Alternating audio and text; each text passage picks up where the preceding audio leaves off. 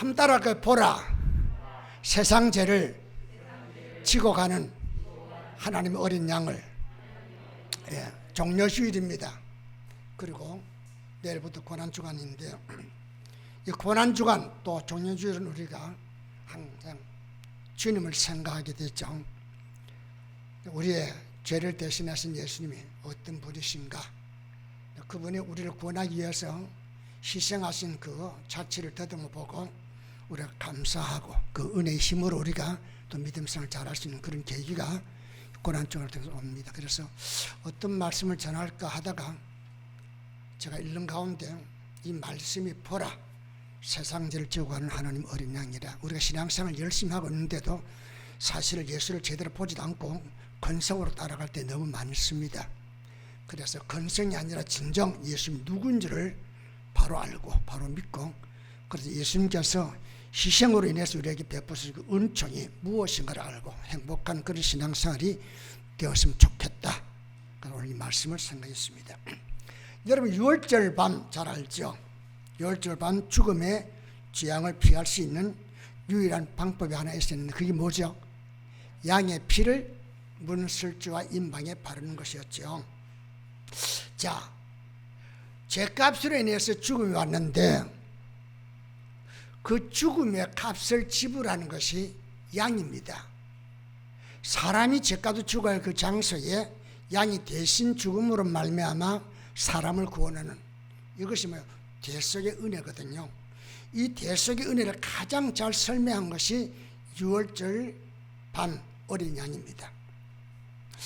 죄의 값을 물어 죽음을 집행하는 사자가 애굽 땅의 모든 장자를 치려고 각 가정을 방문합니다. 그런데 대문간에 양의 피를 바른 가정에는 넘어가지 않습니다. 그리고 피해갑니다. 양의 피를 바른 가정은 죽음의 사자가 침범하다가 가지 못하고 되돌아가고, 그래서 넘어갔다는 뜻이 유월절이라는 뜻입니다. 왜 그랬는가? 하나님께서 그렇게 정하신 것이죠. 죄값을 물어서 인간에게 사망을 진행한다면 결국 사람이 기회를 잃어버리고 말잖아요. 그러니까 사람의 죄값은 죄값으로 처리하고 사람을 살릴 수 있는 유일한 대속의 은총을 하나님께서 마련해가지고 이 유월절 밤에 그것을 시행하게 만들었던 것이죠. 그러니까 하나님의 계획한 대속의 은혜가 적용되는 가정, 그거는 뭐예요? 양의 피를 문설주에 발라놓고, 하나님께서 그렇게 말씀했으니까 하나님이 그 말씀대로 책임을 지고 우리 가정을 구원해 줄 거다. 그리고 그 밤을 지내는 겁니다. 물론 그 밤을 지내는 사람들 가운데는 옆집에서 막 통곡 소리가 올라옵니다. 장남이 죽었다고 울고불고 하는데 우리 집은 완전할까? 마음이 얼마나 흔들겠어요? 불안했겠어요? 그죠? 근데 불안한 것은 보면 우리가 뭐요? 믿음이 약하다고 생각할 수 있지 않겠어요? 그죠? 그런데 불안하니 많이 상관없이 피를 발란 집은 그날 밤 무사히 넘어갔다고 그랬습니다. 그날 밤에 양의 피를 대문에 바른 가정은 죽음을 당하지 않고 안전하게 구원을 받을 수 있었는데, 이게 뭐냐? 이게 대속의 은총을 믿는 자에게 임한 하나님의 역사라는 것이죠. 죄의 값은 사망이라는 하나님의 공의의 심판에서 구원받을 수 있는 유일한 길은 하나님이 요구하시는 죄값을 지불하는 데 있는데, 우리 인간에게서는 뭐요? 죄값을 지불할 수 있는 능력도 없고 그런 자격도 없습니다.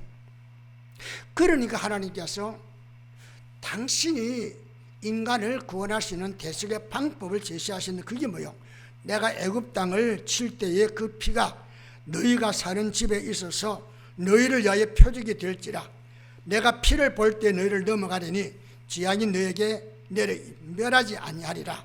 하나님께서 그렇게 말씀하시고 대책을 이스라엘 백성들에게 전하죠.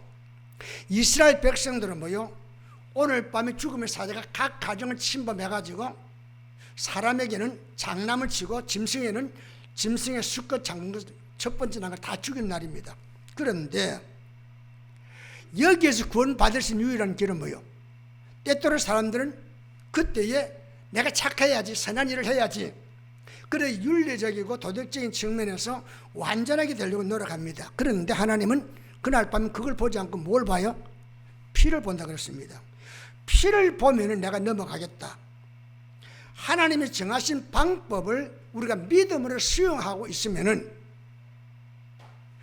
우리가 자기에게서 구원받는 게 아니라 우리가 바른 그 피에 의해서 내가 구원을 받는다는 것이죠.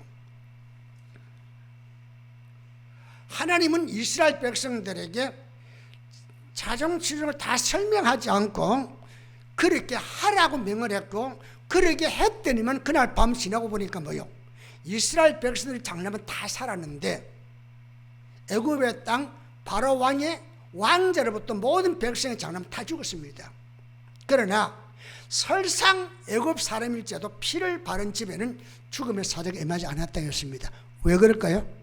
하나님께서 이스라엘 백성들의 죽음을 대신해서 양을 먼저 처분하고, 양이 죽을 때 이스라엘 백성 장자가 죽은 걸로 하나님이 그렇게 정하셨기 때문에 그 사실을 믿음으로 받아들인 가정에는 이미 하나님께서 양의 피로 말며 죄값을 받았기 때문에 이스라엘 백성들에게는 다시 심판이 오지 않도록 만들었기 때문에, 그래서 이스라엘 백성들은 대속의 은혜를 입고 구원을 받았다는 이야기입니다. 자, 그 이후로 율법을 따라 그의 모든 물건이 피로서 정결하게 되나니 피 흘림이 없은 즉 사함이 없느니라는 말씀대로 하나님은 출애굽한 이스라엘 백성들에게 유월절 밤을 상기시키면서 제사장 제도를 만들어서 너희들이 살아가다가 혹시 죄를 범했을 때는 반드시 양이나 혹은 염소, 짐승을 가지고 제사장에 오고, 제사장은 그 양을 가져온 사람과 짐승을 같이 세워놓고 양손으로 안수하여 하나님, 지금 A라는 사람이 가져온 이 죄값을 이 사람이 가져온 양에다가 죄를 증가시킵니다. 그리고 이 양을 죽입니다. 그 순간 이 죄를 지은 사람의 죄가 사해지는 것으로 그렇게 하소서. 하나님께 일러주신 대로 그렇게 하면은 이스라엘 백성들은 죄를 지었을지라도 양에게 죄를 증가시켜 양을 대신 죽이면은 그 양이 죽을 때에 죄를 지은 자가 죽은 걸로 간주되었기 때문에 죄 용서함 받는 대속의 은혜가 그들에게 임하게 됩니다. 그것이 유월절 양을 죽이는 그 과정을 통해서 제사장 제도를 그들에게 허락해 주시고, 그것이 메시아가 오실 때까지 계속 이어지게 됩니다. 하나님의 사람들에게 죄값을 물으면은 죄의 삭시 뭐라 그랬어? 사명이라 그랬죠. 그러니까 하나님께서 나의 죄값을 물은다면 나는 죄를 지었기 때문에 반드시 죽음으로 끝납니다. 그런데 내 생명은 하나란 말이에요. 나를 죽이면 나에게 다시는 기회가 없잖아요. 그러니까 하나님이 나를 안 죽이고도 나를 구속할 수 있는 그런 어떤 방법을 찾았는데 인간에게서는 찾을 수 없다는 말입니다. 왜 그러냐? 의인은 없나니 몇 명이나 없다고요? 한 명도 없단 말이에요. 이스라엘 여기 지구 땅에 70몇 억이라는 인구가 살고 있지만 한 사람도 의인이 없어요. 그러니까 지구란 땅덩어리를 철조망으로 친 건 아니지만 우리 모든 인생은 뭐요? 다 지구라는 감옥 안에 있는 죄인은 마찬가지예요. 내가 내 죄를 구원하지 못하니까 내가 남 죄도 구원하지 못하죠. 그러니까 하나님은 대속의 방법으로만 인간을 구원해야 되겠는데 다른 방법이 없다 보니까 하나님이 당신의 독생자를 육신의 몸을 입고 이 땅에 완전한 인간으로 보내되 죄는 없는 분입니다. 그분에다가 여러분과 내 죄를 짊어지고 십자가에 죽게 만들므로 죽는 거는 누가 죽어요? 예수님이 죽죠. 예수님이 죽지만 예수님이 누구 이름 죽습니까? 내 죄값을 짊고 내 이름으로 죽는단 말이에요. 그러니까 하나님께서 보실 때는 나에 대한 심판을 예수님께 했기 때문에 나는 뭐요? 이미 예수님이 심판받을 때 내 심판도 아울러서 심판받은 걸로 간주되고, 나는 그 사실을 믿음을 받아들일 때에 나는 죄사함 받는 이 놀라운 역사가 일어나게 된 겁니다. 할렐루야! 이게 대속의 은총이에요. 죄는 누가 지어요? 내가 지었어요. 죄값은 누가 지불해요? 하나님께서 당신의 아들에게 짊어져 죽게 만들므로 나를 구원하게 되는 것이죠. 그런데 그걸 이제 하나님께서 이제 그렇게 계획을 하셨는데, 그런 실제적인 메시아가 이 땅에 와서 죄값을 짊어져 죽기까지 사람들을 구원하는 그런 임시 방편을 준 게 뭐야? 제사장 제도를 주어가지고 죄를 짓는 자마다 그 죄값에 필요한 짐승을 가지고 제사장에게 오면은 제사장이 안수해서 죄를 물리는, 죄를 사는 그런 방법을 취했단 말입니다. 그게 언제까지요? 세례 요한이 올 때까지. 세례 요한이 와서 이제 요단 강가에서 복음을 전합니다. 복음을 전하니까 복음을 받은 사람들이 마음이 찔려가지고 누구나 할 것 없이 회개를 하니까 그 회개하는 방법으로 뭐요? 침례를 베풀게 되죠. 그래서 누구든지 세례 요한의 말을 듣고 임박한 하나님의 진노를 피하고 또 천국에 가까운 그 세계 속에 들어가기 위해서는 뭐요? 반드시 세례 요한이 요구하는 대로 세례를 받아야 했는데 수많은 사람들이 세례를 받는 그 중에 예수님께서 오신 겁니다. 예수님께서 세례 받는, 다른 말로 하면 침례지요. 우리는 요즘 이제 세례를 받습니다만은 뭐 침례는 지금 침례 받습니다만 그 당시엔 침례였어요. 침례는 물속에 들어가는 거거든요. 이것은 뭐요? 장차 오신 메시아에 대한 죽음을 이야기하는 겁니다. 예수님이 죽은 뭐요? 물속에 들어가는 세례와 똑같습니다. 죽으면 옛날에 육신에 나는 죽어버리고 예수님이 무덤에 부활한 것은 뭐요? 새로운 나가 부활하는 것이죠. 그 사람은 세례를 통해서 죽어버리고 새 사람 내가 새로운 생명을 가지고 있던 이걸 뭐요? 거듭남이라는 겁니다. 그까지 다 설명할 시간이 너무 많이 갑니다만은 그와 같은 역사를 이루게 되는데 제사장을 통한 것은 뭐요? 임시 방편이고 수없이 많은 양들이 죽어나간단 말입니다. 이건 언제까지요? 메시아가 올 때까지. 그런데 예수님이 나타났는데 그걸 바라본 세례 요한이 예수를 바라보는 순간에 뭐요? 그분이 메시아임을 알게 된 겁니다. 그건 자기가 알고자 애를 써서 아는 게 아니라 하나님께서 그렇게 알게 주었단 말입니다. 자 보세요. 내가 당신에게 세례를 받아야 할 터인데 당신이 내게로 오시나이까 라고 이렇게 사양을 하니까 예수님께서 15절에 말씀하기를 마태복음 3장 15절에 이제 허락하라. 우리가 이와 같이 하여 모든 의를 이루는 것이 합당하니라. 당신이 침례를 받아야만이 인간의 모든 죄를 짊어지고 가는 대속자가 될 수 있다는 거예요. 세례를 받는 것은 누가 하는 거예요? 죄인이 세례를 받는 거잖아요.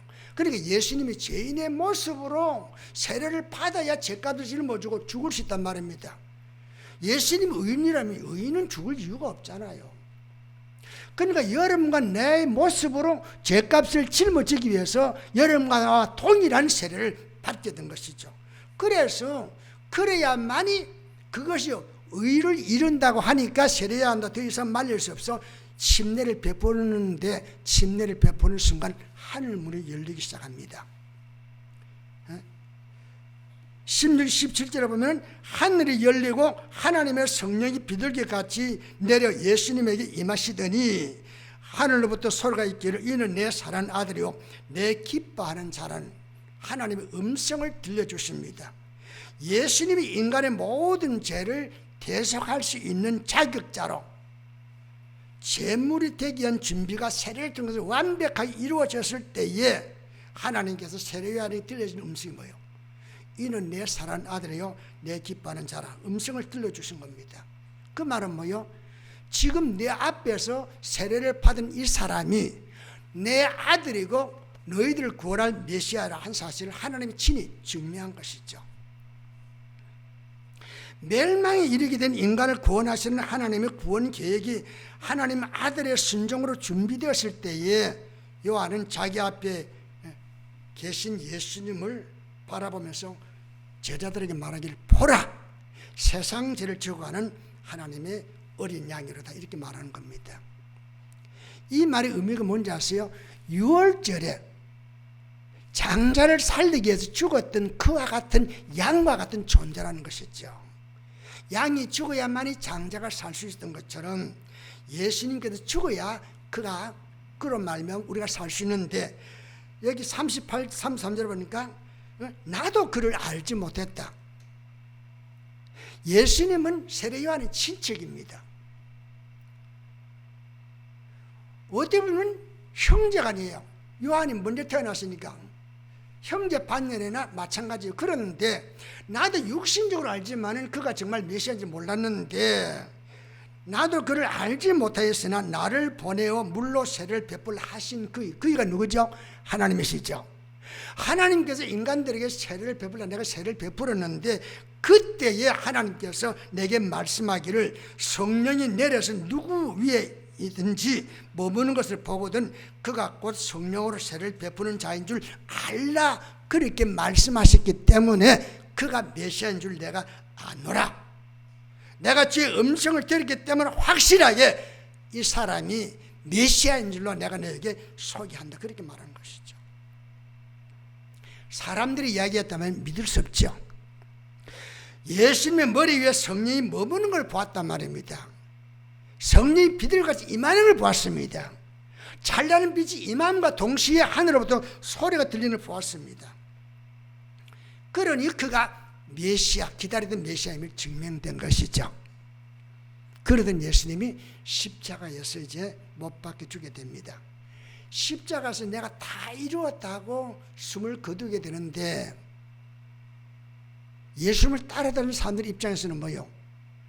이루긴 뭐가 이루어져서 예수님 죽으면 끝나는데 그런 실망을 할 수밖에 없었는데 예수님께 내가 다 이루었다고 외치는 순간에 예수님은 지금 골고다에서 죽는데 이스라엘 성전 예루살렘 성전의 휘장에 성소와 지성소를 가로막고 있는 휘장이 위에서부터 쫙 갈라져 버리면서 말입니다. 지금까지 하나님과 우리 인간 사이에 가려졌던 영적인 세계가 열려지면서 길이 열렸단 말이에요. 내가 곧 길이요 진리요 생명이라신 예수님께서 말씀하신 그대로 천국 가는 바른 길을 열어놓았단 말이에요. 그가 대속자이심을 분명하게 증명하면서 내가 다 이루었다고 그렇게 말씀하신 것이죠. 그러니까 예수 그리스도의 죽음으로 하나님과 우리 사이를 가로막던 죄의 단벽은 허물어지고 영원한 대속 제물이 되시어 그 효력을 우리가 누리게 되어 구원받는 자리에 이르게 되었다는 거예요. 죄는 여러분과 내가 져요. 죄를 회개하는 것도 여러분 내가 하는 거예요. 그런데 그 모든 죄값은 누가 담당했냐? 예수님이 짊어지고 십자가에 죽었기 때문에 우리는 우리 공로는 없어요. 예수님이 이루어진 구속의 은총을 내 것으로 받아들이는 순간 그게 내 것이 되더라 이 말이에요. 할렐루야. 저는 이 사실에 그냥 너무 감격해가 춤을 추고 뛰는 일이 있습니다. 지금은 없어요. 불광동에 가면은 옛날에 우국기도원 이런 게 있었어요. 그게 이제 70년대에 있었던 것인데 거기에 가서 정말 구원의 제가 그때 신학교 다녔는데 구원의 은총을 누리기 위해서 구원의 확신을 얻기 위해서 정말 몸부림쳤습니다. 어떻게 보면 꼭 내가 가른 유다 같아요. 주의 일에 쓰임받고 버림받는 것 같아서 나에게 구원의 은총을 달라고 그렇게 했는데 기도하는 순간 마음이 그냥 구원이 이미 이루어졌는데 언제? 내가 태어나기 전에 십자가 위에서 예수님 내가 다 이루었다 할 때에 이미 끝나버려서 나는 뭐요? 내가 그걸 받아들이는 데 있구나. 그 순간 내 영혼의 은총 입어 중한죄 벗고 보니 슬픔만 있어도 천국으로 하도다. 그러면서 몇십 곡을 찬송 불렀는지 모릅니다. 그게 벌써 50년 전 이야기입니다. 아니 휘장 가운데 찢어지는데 보통 우리는 뭐요? 사람의 노력은 뭐요? 밑에서 찢어 올라가죠. 그죠? 사람의 노력을 항상 종교가 그렇잖아요. 사람이 하나님을 찾아가는 것이죠. 근데 우리 하나님을 믿는 신앙은 우리가 찾아가는 게 아니라 하나님께서 위로부터 쫙 쪼개면서 말이야 갈라지면서 길을 내면서 찾아오시는 길이에요. 신앙은 나에게서 출발하는 게 아니고 하나님께서 나를 찾아와서 나를 구원하는 거예요. 할렐루야. 그러니까 이 구원은 내가 자랑할 게 하나도 없는 거죠. 하나님 나를 구원하기로 작정하시고 적당한 때에 나를 이 땅에 태어나게 만드시고 적당한 때 그 누군가를 통해 복음을 듣게 만드시고 들은 그 말씀 어느 순간 나에게 감동을 믿게 만드시고 전혀 믿을 것 같지 않던 내 마음에 감동을 주셔서 어느 날 나도 모르게 아버지 부르게 만드시고 나도 모르게 거듭나게 만들고 이때부터는 뭐요? 그냥 믿어져 버리는 거예요. 옛날에 남의 아버지인데 이제는 뭐요? 내 아버지요. 우리 아버지 정도가 아니라 나를 위한 내 아버지요. 우리 구주가 아니라 내 구주가 되어버린다는 말입니다. 이런 이 놀라운 역사를 예수 그리스도로 말미암아 이루었다는 거예요. 이 사실을 내다보는 세례요한이 보라 세상 죄를 지고 가는 하나님의 어린 양이로다 이렇게 외치는 겁니다. 한번 따라할까요? 보라 세상 죄를 지고 가는, 아니 그렇게 하지만 나의 죄를 지고 가는 하나님의 어린 양. 보라 세상 죄를 지고 가는 하나님의 어린 양을 보라 이거예요. 그런데 우리는 예수님을 볼 때에 지성적으로는 잘 알아 배웠어. 예수님 언제 태어나시고 몇 살에 이렇게 사역하시고 몇 살에 돌아가셨다는 거 잘 압니다. 근데 그 정도요. 그 정도로 보지 말고 더 깊이 들어가서 예수님께서 무엇을 하셨는가, 어떻게 우리의 죄를 짊어지고 가셨는가, 그것까지 내다볼 수 있는 그런 자리에 이르러야 됩니다. 그러니까 장차 예수님께서 이와 같은 일을 이미 내다보았던 세례요한은 예수님이 지나갈 때에 두 번이나 제자들에게 말하기를 제가 메시아라고 이렇게 외쳤던 것입니다. 먼 훗날에 태어날 메시아를 내다보았던 이사야는 이렇게 말하죠. 그가 찔림은 우리의 허물 때문이요 그가 상함은 우리의 죄악 때문이라. 그가 징계를 받음으로 우리는 평화를 누리고 그가 채찍에 맞음으로 우리는 나음을 받았도다. 우리는 다 양 같아서 그를 향하여 각기 제 길로 갔거늘 여호와께서는 우리 무리의 죄악을 그에게 담당시키셨도다. 세상 죄를 지고 가는 하나님의 양으로 메시아를 소개했는데 바로 이 세례요한은 그렇게 예수님을 보고 유월절 어린 양같이 우리 죄값을 짊어지고 십자가에 매달려 우리를 구속하신 구세주라는 사실을 이렇게 보라고 이렇게 말하는 겁니다. 우리가 20일 동안 사순절 기간 동안 기도도 하고 금식도 하며 여기까지 왔습니다. 그죠? 이제 오늘은 종료주일이고 오늘부터 금요일까지 이제 고난주간을 맞습니다. 고난주간에 여러분이 금식을 하든 기도를 뭐 여러 시간 하든 짧게 하든 그것보다 더 중요한 것은 예수님이 누군지를 자세히 한번 더듬어 보세요. 그래서 예수님을 찾아가 보세요. 어디까지? 골고다에 못 박혀 죽으신 그 장소까지 한번 찾아가 보세요. 그래서 여러분과의 정말로 예수님과 만남을 통해서 저가 나의 구주구나 하는 사실을 깨닫고 고백할 수 있는 그런 날이 되기를 주의 이름으로 축원합니다. 그런 자기 안에 확증이 있어야 됩니다.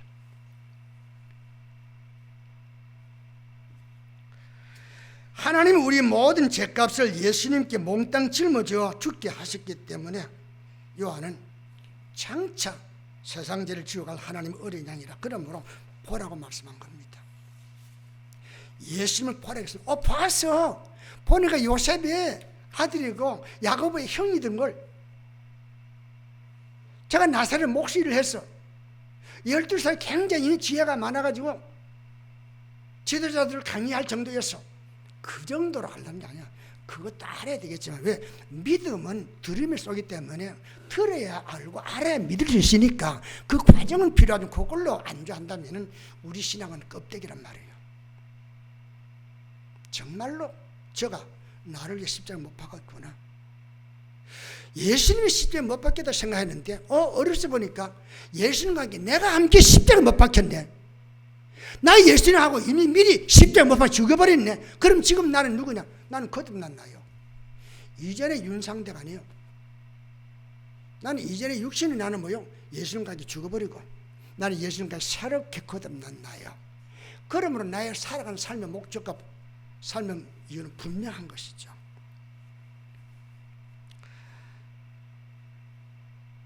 예수님은 병든 나를 치료하기 위해 죽으셨습니다.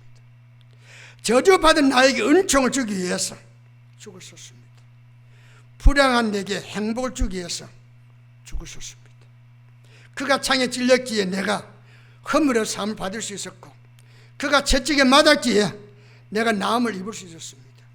그가 저주를 받았기에 내가 은혜를 입을 수 있었고 그가 모든 죄악을 담당하였기에 내가 하나님의 진노와 심판에서 구원을 받을 수 있었습니다. 할렐루야.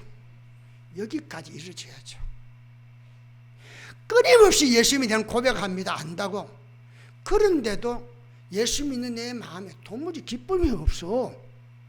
예수의 생명이 나를 통해서 입술로 내 삶을 통해 나타나야 되는데 그게 없다고 한다면 내가 예수를 제대로 안 거냐? 아직도 모르고 있는 것이죠. 종이 호랑이죠. 종이 호랑이 내가 몇 번 얘기했잖아요. 종이 호랑이 아이들에게 그림책을 설명하면 이 호랑이다. 잡히면 먹히면 죽는 거야. 아무리 손에 그건 종이 호랑이야. 손은 내 손 안에 있어. 그래도 내가 서울대공원에 가서 호랑이를 봤어. 이 우리 안에 갇혀 있는 호랑이야. 무서워요. 닭다리 던져주니까 팍 묶는다 그냥 굉장히 무서워. 그런데 그건 우리 안에 갇혀 있는 호랑이야. 무섭거나 할 정도로 얼마나 무서운지 몰라. 근데 시베리아 벌판에 내가 여행 중에 어느 날 밤에 호랑이를 만났어. 설명이 될 수 있겠어요? 그 사람하고 설명해 보라 하면 설명하겠어요? 그러나 그 사람은 정말 아무도 모르게 찡할 정도로 만난 사만에 가지고 있는 공포가 있을 것이고 두려움이 있을 거예요. 여러분 하나가 예수를 알 때 그렇게 알라는, 그렇게 바라보라는 거예요. 그 주님을 바라볼 때 주여, 웬 은혜입니까? 웬 사랑입니까? 내가 무엇이건데 내 죄값을 짊어지고 십자가에 죽어야 했습니까? 그게 안 올 수 있겠어요? 이 과정을 사도 바울은 다메섹 도성에서 발견하게 됩니다.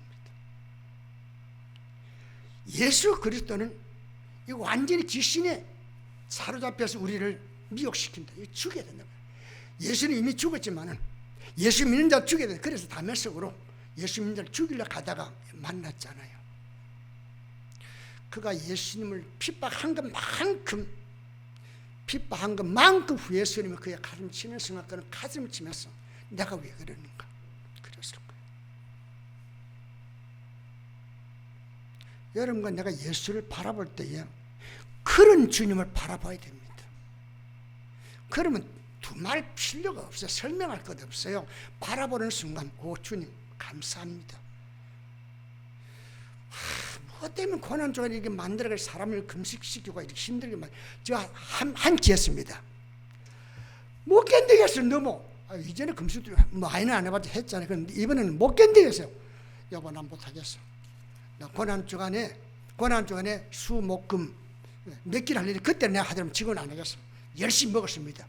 그때 금식하려고. 그렇게 힘든 나, 한 끼도 금식을 제대로 못하는 나를 위해서 주님은 그 무섭고 힘든 그 과정을 겪었단 말이죠.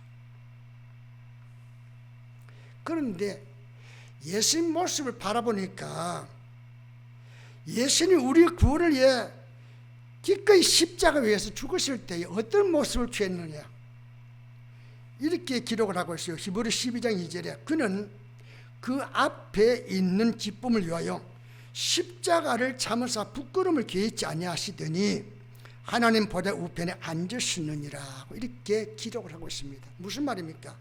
말할 수 없는 십자가의 고통과 초롱을 받고 있습니다. 지금 죽어가니까 상상해 보세요.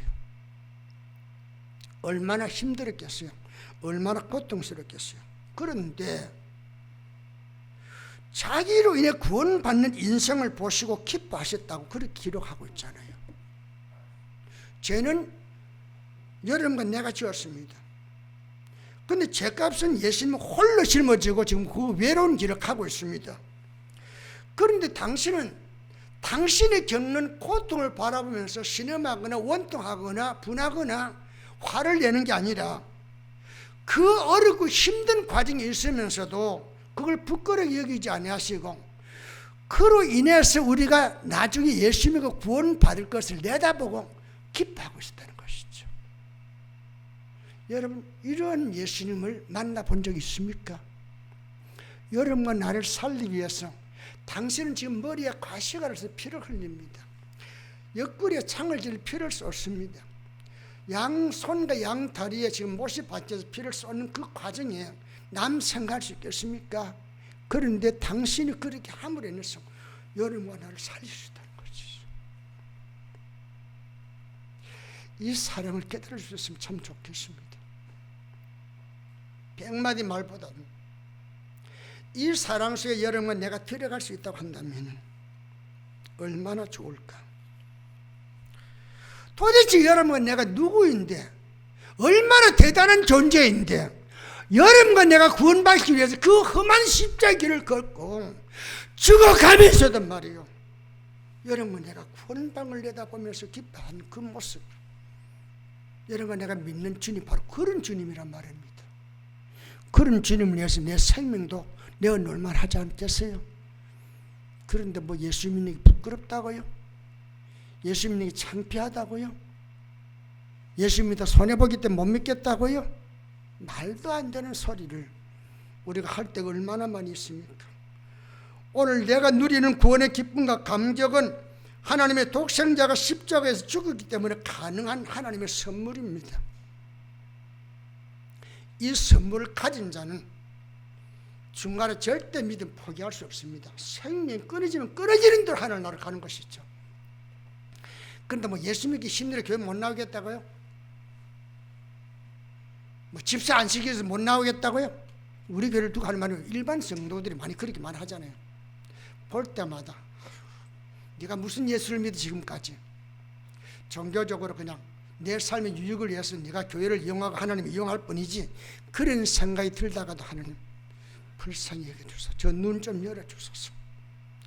게하시 눈이 닫혀 있을 때는 뭐야, 망했다 망해. 이 나단성 도단성 이제는 적국에 휩싸여가지고 이제 망했다고 이렇게 아우성치면, 그때에 엘리사 하나님 저 좀 게하시 눈 좀 열어주세요.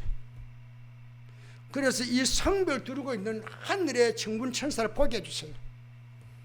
게하시가 보았습니다. 아람 군대보다 훨씬 더 많은 천군 천사가 도담성을 지켜보고 있는 걸 보았잖아요. 여러분과 내 눈이 그렇게 열려서 그 기쁜 은혜와 사랑을 실천하신 주님의 모습을 더듬어 볼 수 있는 그런 한 주간이 되었으면 좋겠습니다. 이러한 구속의 은혜를 경험했던 사도 바울은 내가 그리스도와 함께 십자가에 못 박혔나니 그런즉 이제는 내가 사는 것이 아니요 오직 내 안에 그리스도가 사시는 것이라. 이제 내가 육체 가운데 사는 것은 나를 사랑하사 나를 위하여 자기 자신을 버리신 하나님의 아들을 믿는 믿음 안에서 사는 것이라. 사도 바울은 살해할 이유를 발견했다 그랬습니다. 살은 목적을 발견했다고 외칩니다. 적어도 여러분과 나도 그렇게 살아야 되지 않겠어요? 왜 살아야 되느냐? 나는 살아야 이유가 있습니다. 저는 몇 번 죽음 앞에 갔을 때 하나님, 나 언제가 죽겠는 죽지만 지금 못 죽습니다. 지금 내가 죽을 수 없습니다. 지금도 버젓이 살아서 내가 예수 믿는다 핍박했던 사람들이 지금 살아있는데 저들 앞에 내가 죽어요. 나 원통에 못 죽습니다. 내가 죽을 때 죽지만 저들보다 내가 더 살아야 되고 살아계신 하나님을 내 삶에 내가 증거하며 살아야 됩니다. 내가 죽을 때 죽지만은 그때까지 하나님 내 생명을 보장해 줘야 됩니다. 그래서 그런지 오늘 여기까지 왔습니다. 참 많이 살았어요. 저는 몇 번이고 죽었던 사람이잖아요. 그래서 오늘도 하나님 이것이 내 마지막 설교일 수 있습니다. 어쩌면 이 설교가 또 다른 목사님이 똑같은 설교를 할 수 있을지는 모르지만 내 설교는 앞으로 내가 더 있어도 이 설교 안 할 거죠. 이제 했으니까 안 할 거예요. 길이 성도의 가슴에 남았어. 어렵고 힘들 때 못 살겠다고 그렇게 여기실 때마다 나를 구속하기 위해서 십자가를 참으시고, 그러면서도 빙긋이 나를 구원할 나를 바라보면서 사랑의 손길을 베푸신 그 주님을 바라볼 수 있다고 한다면 어떤 고난도 이겨나갈 수 있지 않겠어요? 종려주일과 고난주간을 맞는 우리를 향해 사도 바울은 믿음의 주여 또 온전케 하신 예수를 바라보자 그랬습니다. 예수님 바라봅시다. 여러분 힘들고 어려도 예수님 바라봅시다. 그래서 그 예수님의 사랑의 은혜를 깨닫게 되어진다면 말이에요, 수가성 여인을 만난 자리에서 예수님이 말씀하기를 하나님께 내게 주고 하신 선물과 내게 말하고 있는 내가 누구인지 네가 알았다면 내가 그리 쌀쌀맞게 나를 대하지는 않았을 것이다. 그러면서 자초정 이런 이야기 저런 이야기 하다가 그 여인이 예수를 만나는 순간 자기는 과거가 너무 형편없는 사람이지만 온 동네 사람이 자기를 손가락질하고 있지만 개인치 않고 달려가서 만난 사람에게 여보게들 내가 맞는 예수를 좀 만나보게는 그가 구약 선지자들이 예언하신 메시아이네. 너무나도 그 여인이 강하게 당돌하게 이야기하니까 사람들이 무슨 말인가 무슨 일인가 하고 왔다가 예수를 만나고 나는데 그들이 하는 말이 이제 우리가 예수를 만났으니까 확실히 믿을 수밖에 없다고 그러잖아요. 그렇게 볼 수 있어야 됩니다. 그런데 우리는 십자가도 그냥 대충, 예수 믿는 거는 대충, 교회 와서 예배드리는 거 대충 이렇게 할 때 얼마나 많으냐 말입니다. 세례요한은 종려주일과 고난주간을 맞는 우리를 향해서 말합니다. 세상 죄를 지고 가는 너의 죄를 짊어지고 간 예수를 똑바로 바라보라, 그렇게 말하고 있는 겁니다. 신앙생활은 예수님만이 신앙의 대상이고 그분만이 나의 구원자심을 자랑하는 데 있습니다. 이게 자랑되지 못하는 사람은 신앙생활 지금 아직도 종교적인 열심이지 신앙에까지는 못 들어간 사람이에요. 십자가에 달리신 그분의 사랑 은혜 가운데 인도받는 행복한 성도의 삶이 고난주간 일어납니다. 예수님의 고난을 내가 묵상하다 보면 그게 뭐예요? 나에 대한 사랑이 얼마나 깊었는가를 보여주더란 말이에요. 할렐루야! 그 은혜가 여러분 가슴속에 깊이 새겨지기를 주의 이름으로 축원합니다.